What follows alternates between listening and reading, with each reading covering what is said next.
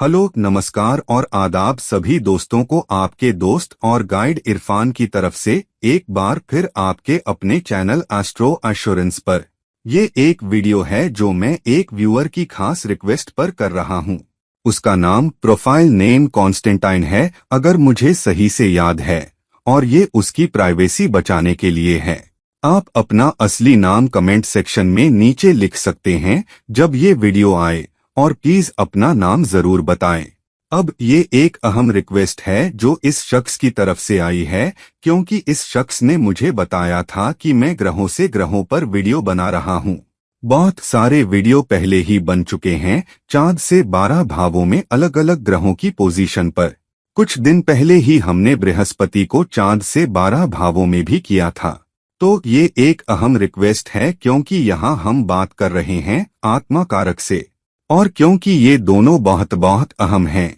ये बहुत अहम जेमिनी कारक भी हैं, और इनका बड़ा रोल है मैनिफेस्टेशन में, न सिर्फ मटेरियल रिजल्ट्स में बल्कि सारे स्पिरिचुअल रिजल्ट्स में भी। और इसलिए इनके आपसी प्लेसमेंट की रेलेवेंसी को गहराई से समझना बहुत बहुत अहम हो जाता है। तो आत्मा कारक को सेंटर में रखकर और फिर ये देखना कि अमात्य कारक जो कि आत्मा का मंत्री या जनरल है, वो कैसे अलग अलग मैनिफेस्टेशंस को निभाता है, आत्मा के मैनिफेस्टेशन में मदद करता है, आत्मा की उन्नति में मदद करता है, साथ ही साथ इंसान के मटेरियल रिजल्ट्स का भी ख्याल रखता है। ये बहुत अहम है। तो चलिए अब हम जंप करते हैं और देखते हैं कि आत्मा कारक से अमात्य कारक का 12 भावों में प्लेसमेंट हमारे लिए कैसे अलग अलग नतीजे लाएगा और शायद आत्मा की उन्नति में भी मदद करेगा। अब जब अमात्य कारक आत्मा कारक के साथ कंजंक्ट हो या आत्मा कारक से पहले भाव में हो, जैसा कि कहा जाता है, जब वो एक दूसरे के साथ कंजंक्ट हो, तो यहाँ अमात्य कारक का मुख्य रोल है आत्मा कारक की स्पिरिचुअल उन्नति में मदद करना। और ये बहुत स्ट्रॉन्ग मैनिफेस्टेशन है क्योंकि राशिचक्र ने अमात्य कारक को ये मौका दिया है कि वो आत्मा कारक के लिए बेहद मददगार बन सके। ये अमात्य कारक पर वो अहम जिम्मेदारी डालता है या निभाता है कि वो अपनी एनर्जीज को मटेरियल मैनिफेस्टेशन के लिए भी और आत्मा के मैनिफेस्टेशन के लिए भी जोड़े। मिसाल के तौर पर अगर ये दोनों छठे भाव में साथ हों, तो दूसरों की सेवा करना, अपने इथिकल तरीकों से और अपनी वैल्यूज से हटना नहीं, और स्पिरिचुअलिटी और सर्विस की जिंदगी जीना, ये इसका मैनिफेस्टेशन है। तो आपको ये देखना होगा कि वो किस भाव में एक दूसरे के साथ कंजंक्ट हैं, और ये भी देखना होगा कि आत्मा कारक और अमात्य कारक के तौर पर कौन से ग्रह एक दूसरे के साथ कंजंक्ट हैं। मिसाल के तौर पर अगर आत्मा कारक सूर्य है, जो कि नेचुरल आत्मा कारक भी है या आत्मा का मैनिफेस्टेशन है, और मान लीजिए अमात्य कारक चंद्र है, और फिर ये दोनों साथ हैं, तो इसका मतलब है कि आपको दूसरों की देखभाल करनी है एक जिम्मेदार तरीके से, एक हमदर्दी भरे अंदाज में, एक समझदारी भरे तरीके से, और दूसरों को पोषण देना है, या जिन लोगों के साथ आप काम करते हैं, जिन लोगों के साथ आप रहते हैं। तो रोजमर्रा की जिंदगी में, क्योंकि आपके दोनों कंजंक्ट हैं, तो रोजमर्रा की जिंदगी में आप आत्मा कारक के मैनिफेस्टेशन से हट नहीं सकते। जब आप अमात्य कारक की जिम्मेदारी और एक्शन को देख रहे हों, तो इन्हें साथ काम करना होगा। हाँ, क्योंकि सूर्य आत्मा कारक है, तो एक जिम्मेदार, एक लीडरशिप वाले अंदाज में, शायद एक अधिकारी अंदाज में, लेकिन चंद्र के पोषण, देखभाल, हमदर्दी वाले स्वभाव के साथ, और एक ऐसा करियर भी चुनना जो दूसरों की मदद करे, दूसरों की सेवा करे, न कि सिर्फ अपनी मटेरियल जरूरतों की सेवा करे। अब जब अमात्य कारक आत्मा कारक से दूसरे भाव में हो, तो इसका मतलब है कि इंसान को इथिकली और वैल्यूज के साथ काम करना होगा ताकि वो आत्मा के मैनिफेस्टेशन को कमा सके, आत्मा की उन्नति के लिए। और इंसान का करियर भी कम मटेरियलिज्म के बारे में होना चाहिए, कम मटेरियल परसूट्स के बारे में, लेकिन ज्यादा एक इथिकल तरीके से अपनी रोजी रोटी कमाना, अपनी वैल्यूज की कुर्बानी दिए बिना, और फिर उस समुदाय की भी देखभाल करना जिसमें आप रहते हैं। और ये अहम है कि आप दूसरों का सपोर्ट करें, दूसरों का पोषण करें, और दूसरों की भी मदद करें ताकि वो अपनी रोजी रोटी कमा सकें, और उनका भी चरित्र नैतिक होना चाहिए। अब मिसाल के तौर पर अगर आत्मा कारक चौथे भाव में है और अमात्य कारक मान लीजिए 5वें भाव में है, आत्मा कारक से दूसरे भाव में, तो इसका मतलब है कि आपको अपने परिवार को भी ऐसी वैल्यूज के साथ बड़ा करना है जो बहुत इथिकल हो और नैतिकता से भरपूर हो। इसका ये भी मतलब है कि सिर्फ एक बेहतर नौकरी पाने के लिए, बेहतर असेट्स पाने के लिए और बेहतर कमाई के लिए अपनी वैल्यूज की कुर्बानी न दें, जो आत्मा कारक से दूसरा भाव दिखाता है। अपने रोमांटिक रिलेशंस में धोखा न दें, क्योंकि 5वां भाव भी इसमें शामिल हो रहा है, और क्योंकि चौथा भाव वो है जहां आत्मा कारक है और अमात्य कारक 5वें भाव में है। तो अपने रोमांटिक मामलों में धोखा न दें और बच्चों को गलत वैल्यूज न सिखाएं। जब आप आत्मा के मैनिफेस्टेशन को, आत्मा कारक के मैनिफेस्टेशन को मैनिफेस्ट कर रहे हों, अपनी रोजी रोटी रखते हुए, कमाई रखते हुए, असेट्स कमाने की क्षमता रखते हुए, एक लॉजिकल, आंतरिक वैल्यू ओरिएंटेड तरीके में, बिना आत्मा के मैनिफेस्टेशन की कुर्बानी दिए। अब जब अमात्य कारक आत्मा कारक से तीसरे भाव में हो, तो यहाँ क्योंकि अमात्य कारक आत्मा कारक से तीसरे भाव में है, इसका मतलब है कि इंसान को अपनी स्पिरिचुअल मैनिफेस्टेशन और स्पिरिचुअल उन्नति की तरफ काम करना होगा, बजाय इसके कि वो अपनी मटेरियल जरूरतों के लिए मेहनत करे। और ये वो इंसान है जिसे आत्मा के मकसद को हासिल करने के लिए मेहनत करनी होगी। उसे अपनी कम्युनिकेशन में भी मेहनत करनी होगी। उन्हें ये दिखना चाहिए कि उनकी कम्युनिकेशन भी दूसरों की मदद करने की तरफ हो, दूसरों को उनकी अपनी उन्नति की तरफ गाइड करने की तरफ हो, उनकी स्पिरिचुअल उन्नति के जरिए भी। तो अपनी कम्युनिकेशन पर मेहनत करना ताकि आपकी कम्युनिकेशन भी ज्यादातर समय आपके आत्मा कारक या आत्मा की उन्नति के बारे में बात करे, या ऐसा काम करे जिसमें आपकी आत्मा की उन्नति भी मुमकिन हो, जबकि आप किसी दूसरे मैनिफेस्टेशन में भी मेहनत कर रहे हों। तो एक तरफ मटेरियलिज्म की तरफ मेहनत करना, लेकिन आत्मा के मैनिफेस्टेशन की कुर्बानी न देना, बल्कि इस जगह मटेरियल मैनिफेस्टेशन से ज्यादा उस तरफ मेहनत करना। मिसाल के तौर पर, अगर आत्मा कारक 6ठे भाव में है और अमात्य कारक 8वें भाव में है, उदाहरण के लिए आत्मा कारक से तीसरे भाव में, तो इसका मतलब है कि आपको दूसरों की मुश्किलों में उनकी मदद करनी होगी। इसे अपने अहम लक्ष्यों में से एक बनाएं। आपको लोगों को मोटिवेट करना होगा, आपको लोगों को एनकरेज करना होगा ताकि वो खुद बहुत स्पिरिचुअल बन सकें। अपनी सबसे बुरी मुश्किलों में भी, अपनी सबसे बुरी रुकावटों, मसलों और अचानक आने वाली चुनौतियों में भी जो उनकी जिंदगी में आती हैं, उन्हें इथिकल और नैतिक भी रहना होगा। तो आपको पहले दूसरों की मदद करने से जुड़े अपने लक्ष्यों के जरिए आत्मा के मैनिफेस्टेशन में मदद करनी होगी। और आप खुद जब मुश्किलों का सामना करें, मसलों का सामना करें, तो अपनी सेवा से हटें नहीं, अपने कर्म से हटें नहीं। उसके जरिए आत्मा की उन्नति भी होगी और आपको गेन्स भी मिल सकते हैं, या आपका करियर भी 8वें भाव से कनेक्ट हो सकता है, क्योंकि आत्मा कारक सेवा के 6ठे भाव में है और अमात्य कारक 8वें भाव में है, आत्मा कारक से तीसरे भाव में। तो जितना आप अपनी सेवा में मेहनत करेंगे, आपको अपनी सेवा में उतने ही बेहतर गेन्स मिलेंगे, दूसरे लोगों के साथ काम करके, दूसरे लोगों की मदद करके, और उसके जरिए आप अपनी आत्मा को उन्नत कर पाएंगे और आत्मा का मकसद भी हासिल हो जाएगा। अब जब अमात्य कारक आत्मा कारक से चौथे भाव में हो, तो इसका मतलब है कि इस इंसान को घर में, अपनी घरेलू जिंदगी में आत्मा के मैनिफेस्टेशन को सपोर्ट करने की तरफ काम करना होगा। आपको ज्यादा सब्र रखना होगा, ज्यादा इच्छुक रहना होगा, घर पर ज्यादा सेवा करनी होगी। घर पर अपने अहंकार को काबू में रखें और परिवार के लिए सब कुछ करें, और अपने परिवार के हर सदस्य की जरूरतों को अपनी जरूरतों से ऊपर रखें। परिवार को आर्थिक और भावनात्मक दोनों तरह से पोषण दें, और मटेरियल गेन्स पाने में धोखा न दें, बेईमानी न करें, और परिवार की मदद करते हुए ये सुनिश्चित करें कि उसके जरिए आप आत्मा का मकसद भी हासिल करें। अब अगर आत्मा कारक दूसरे भाव में है जबकि अमात्य कारक 5वें भाव में है, आत्मा कारक से चौथे भाव में, तो इसका मतलब है कि आपके रोमांटिक मामले भी ऐसे होने चाहिए कि आप उस इंसान के साथ घर बसाना चाहें, न कि सिर्फ उसके साथ अच्छा वक्त बिताना और फिर उसे छोड़ देना। तो जब आप किसी रिलेशनशिप में आने की कोशिश करें तो आपको एक लॉन्ग टर्म रिलेशनशिप देखनी चाहिए, न कि शॉर्ट टर्म। कम से कम आपकी शुरुआती जरूरत वो होनी चाहिए, या रोमांटिक रिलेशनशिप के प्रति आपका शुरुआती अंदाज वो होना चाहिए।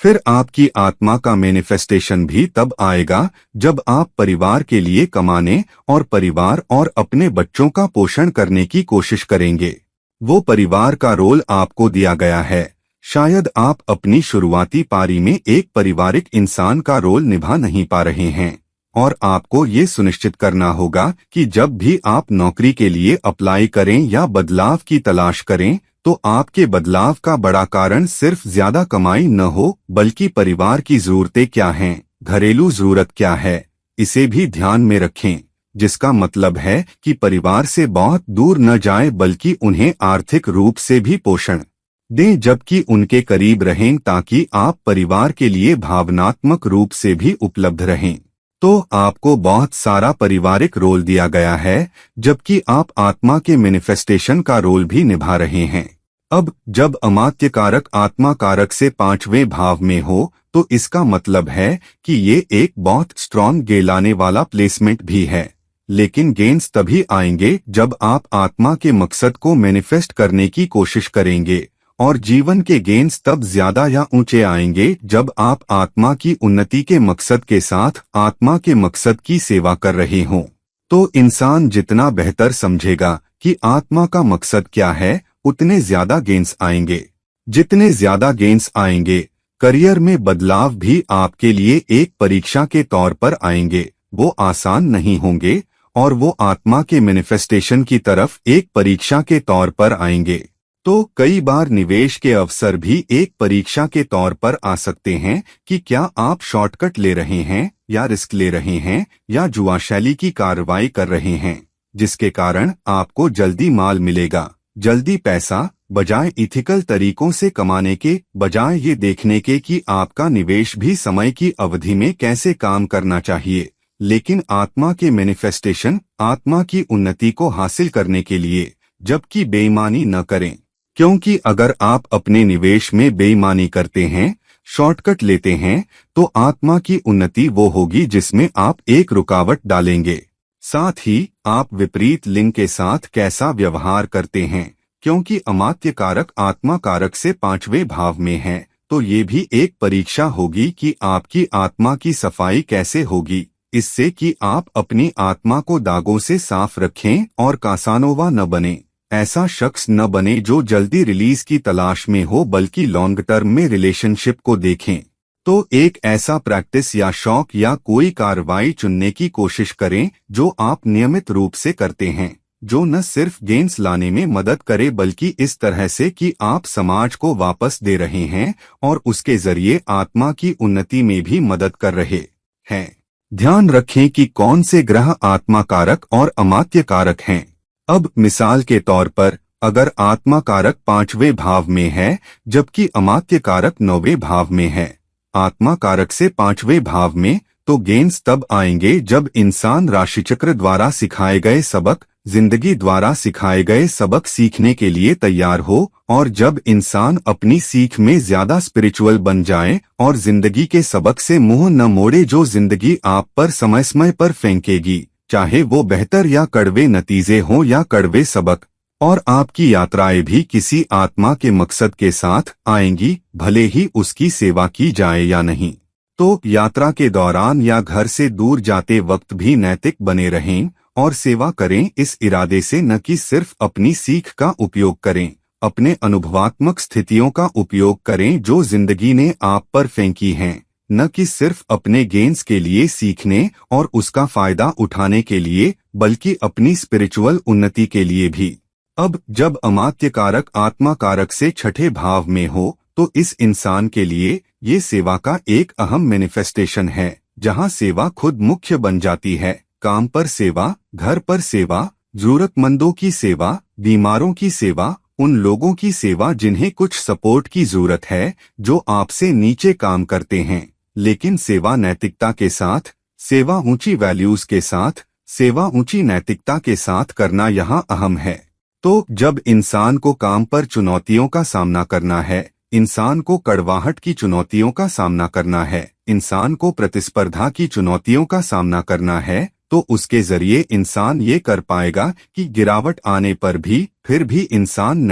नैतिकतावादी, आशावादी बना रहे और हर मौके को दूसरों की सेवा करने के तौर पर देखे। उसके जरिए आत्मा की उन्नति होगी, क्योंकि ये एक अहम प्लेसमेंट है, अमात्य कारक का आत्मा कारक से छठे भाव में जाना। अब देखें, अगर आत्मा कारक पहले भाव में है जबकि अमात्य कारक छठे भाव में है, तो ये सेवा का सबसे ऊंचा मैनिफेस्टेशन है। जिंदगी के सारे लक्ष्य, जिंदगी का सारा मकसद दूसरों की सेवा करना होना चाहिए। चाहे आप बिजनेस कर रहे हों, चाहे आप किसी करियर में शामिल हों, इंसान का अंदाज ये होना चाहिए कि मैं दूसरों की सेवा करना चाहता हूं और मुनाफा गौण होना चाहिए, और वास्तव में आपका मुनाफा और गेन्स भी दूसरों की सेवा के साथ जुड़े होने चाहिए, और कमाई से बहुत कुछ परोपकार को भी देना चाहिए, क्योंकि उसके जरिए आत्मा की उन्नति का सबसे ऊंचा स्तर मुमकिन होगा। अब जब अमात्य कारक आत्मा कारक से सातवें भाव में हो, तो यहाँ रिश्ते ही आत्मा की उन्नति की कुंजी हैं। तो यहाँ इंसान को ये सीखना होगा कि अपनी जरूरतों और दूसरों की जरूरतों के बीच संतुलन कैसे रखा जाए, और स्पिरिचुअल जरूरतों और मटेरियल जरूरतों के बीच भी संतुलन कैसे रखा जाए। इस इंसान को गेन्स तब आएंगे जब ये संतुलन हासिल हो, न कि इस संतुलन से भागकर या दूर जाकर। कई बार परीक्षा ये भी है कि दूसरों को खुद से पहले रखें। वास्तव में वे सारे लोग जिनसे आप रोजमर्रा के आधार पर मिल सकते हैं, क्योंकि अमात्य कारक आत्मा कारक से सातवें भाव में है, जहां किसी भी भाव से सातवां भाव उन सभी दूसरों को भी दर्शाता है जिनसे आप उस भाव से संबंधित रोजमर्रा के आधार पर जुड़ते हैं। तो हाँ, आपके रोजमर्रा के सारे रिश्ते, मटेरियल गेन्स को एक तरफ रखें, लेकिन रिश्तों को अहम रखें और मटेरियल गेन्स से भी ऊपर रखें। तो अगर आत्मा कारक मिसाल के तौर पर दूसरे भाव में है और अमात्य कारक आठवें भाव में है, तो इसका मतलब है कि आपको अपने रिश्तों की कुर्बानी नहीं देनी चाहिए ज्यादा कमाई या मटेरियल गेन्स के लिए, और आठवां भाव जो दिखाता है, और अपने सबसे मुश्किल समय में भी उन रिश्तों को न छोड़े और वास्तव में अपने रिश्तों को अपनी ताकत बनाए। अपनी स्पिरिचुअल जरूरतों और अपनी मटेरियल जरूरतों के बीच संतुलन रखें और जीवन की चुनौतियों को समझें, ताकि आप सबसे ऊंची स्पिरिचुअल उन्नति कमाएं और आत्मा के जीवन मकसद को मैनिफेस्ट करें। अब जब अमात्य कारक आत्मा कारक से आठवें भाव में हो, तो आप अलग अलग रुकावटों, बाधाओं, चुनौतियों को समझ रहे हैं और उन्हें नैतिकता और वैल्यूज के साथ पार करना स्पिरिचुअल उन्नति के लिए अहम है। इसका मतलब एक स्पिरिचुअल सफाई या स्वच्छता भी है और आत्मा की उन्नति की दीर्घायु भी, क्योंकि अमात्य कारक आत्मा कारक से एक आठवें भाव में है।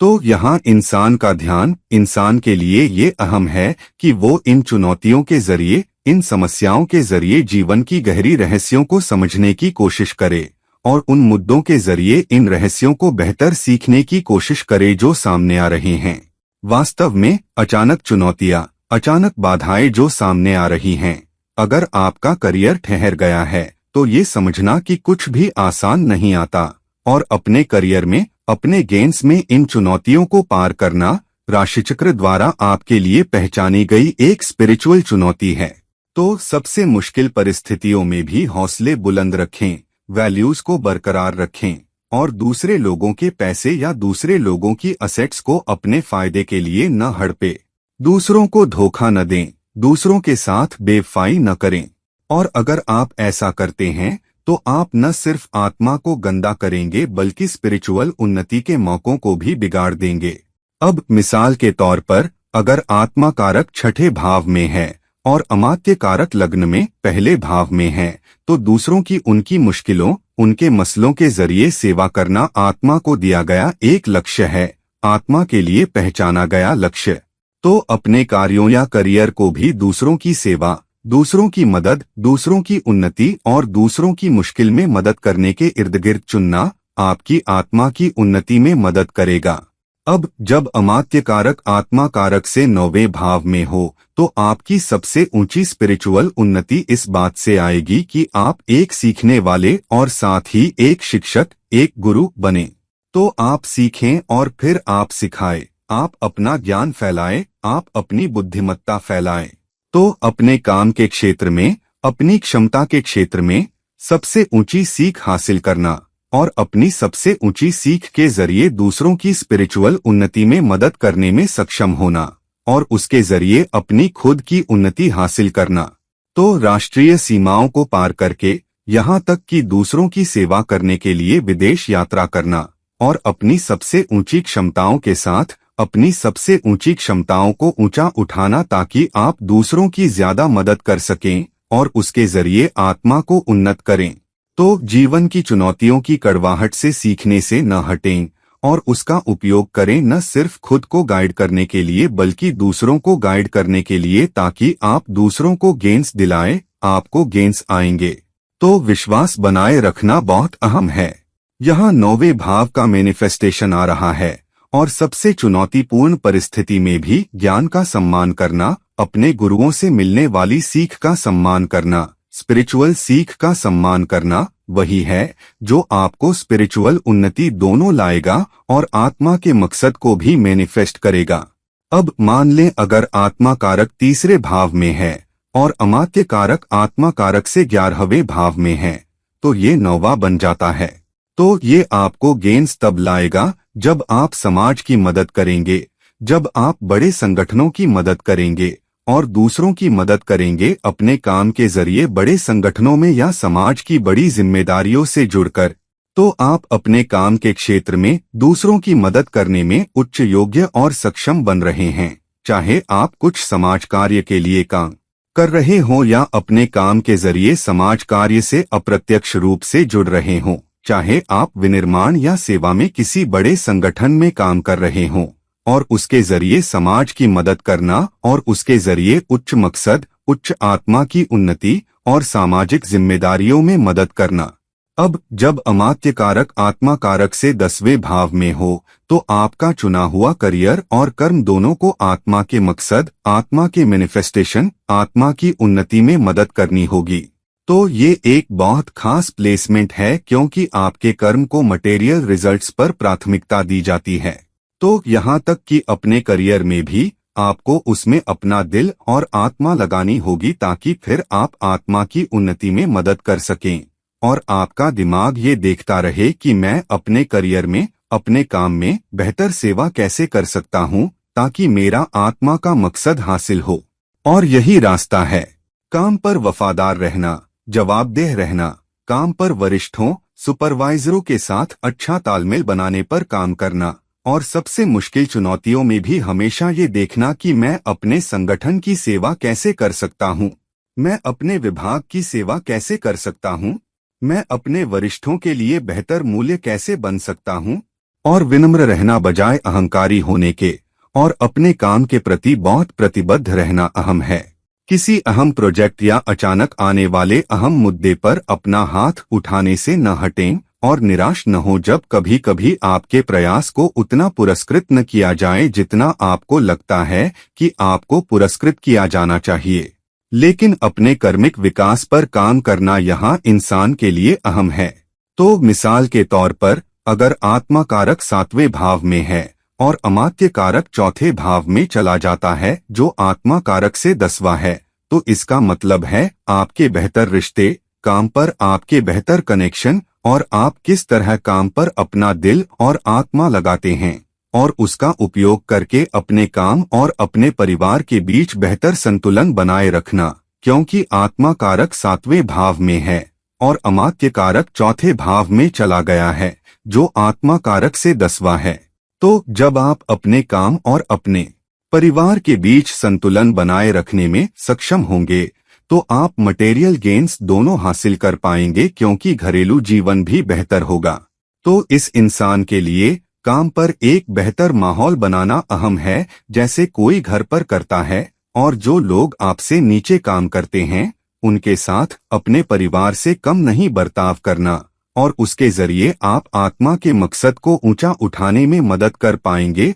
और आत्मा की उन्नति भी हासिल कर पाएंगे। अब जब अमात्य कारक आत्मा कारक से 11वें भाव में हो तो यहाँ सामाजिक लक्ष्य, सामाजिक कार्य, सामाजिक चेतना, सामाजिक बाध्यता बहुत अहम हो जाती है और आत्मा का मकसद हासिल होगा या आत्मा की उन्नति हासिल होगी। स्पिरिचुअल उन्नति भी इस बात से हासिल होगी कि आप समाज की बेहतर सेवा कैसे कर पाते हैं। तो यहाँ इंसान की इच्छाएं, उसकी ख्वाहिशें, उनमें ये भी शामिल होना चाहिए कि वो समाज के लिए क्या कर रहा है। आपकी सामाजिक जिम्मेदारियां क्या हैं। आपकी ख्वाहिशें ऐसी न हो जो समाज को वापस देने, अपनी सामाजिक बाध्यता निभाने के रास्ते में रुकावट बने। उन्हें एक रुकावट नहीं बनना चाहिए। तो आपके काम का किसी तरह सामाजिक कारणों, सामाजिक जिम्मेदारियों से भी कनेक्शन होना चाहिए। तो मिसाल के तौर पर एक ज्यादा खुश, मिलनसार, बेहतर समर्थित, बेहतर सेवा प्राप्त समाज की तरफ काम करना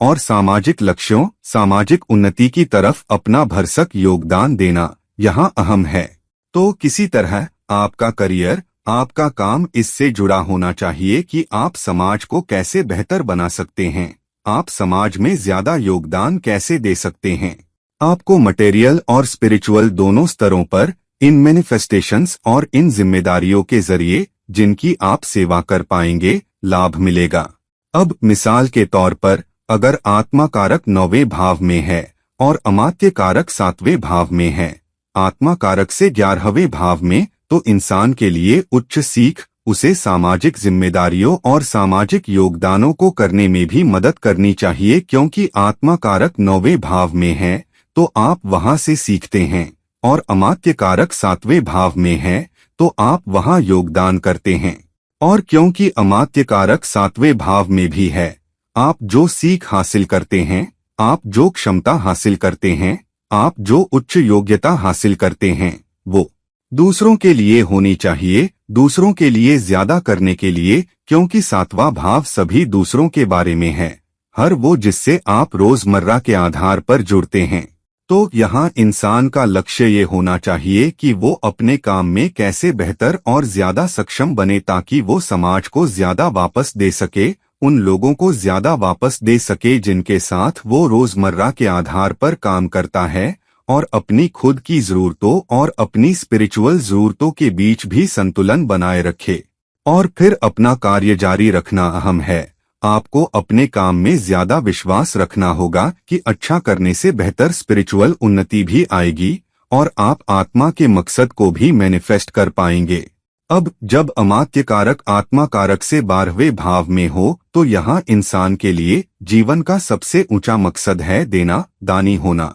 और जमा न करना, अपनी जरूरत पूरी करने के लिए पर्याप्त रखना और अपनी जरूरत को सरल रखना और बाकी को समाज के लिए रखना या समाज को वापस देना और वास्तव में एक मजबूत विरासत छोड़ना। किसी भी भाव से 12वां भाव है उसे त्यागना, उस भाव में एक विरासत छोड़ना ताकि आत्मा की उन्नति हासिल हो। तो अपने काम के जरिए, अपनी मिसाल के जरिए और अपनी संपत्ति के जरिए जो आप पीछे छोड़ते हैं, आप दूसरों की मदद करने, दूसरों का समर्थन करने और योगदान देने की एक मजबूत विरासत छोड़ पाएंगे।